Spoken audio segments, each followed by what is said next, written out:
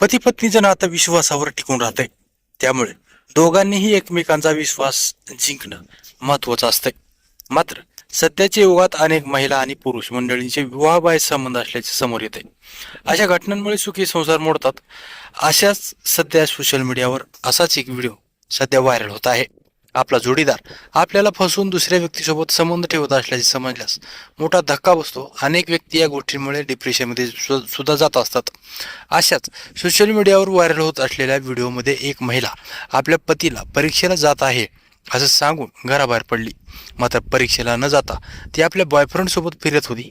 महिलेच्या पतीला पत्नीचा संशय आला होता, त्यामुळे तो तिचा पाठलाग करू लागला.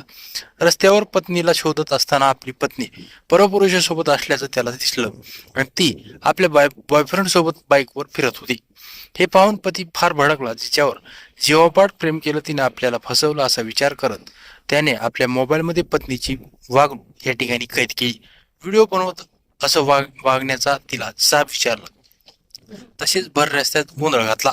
सध्या हा व्हिडिओ सोशल मीडियावर तुफान व्हायरल झालाय. अनेकांनी यावर भन्नाट प्रतिक्रिया दिल्यात. अशा महिलांना कडक शिक्षा केली पाहिजे असं काहींनी म्हटलेलं आहे.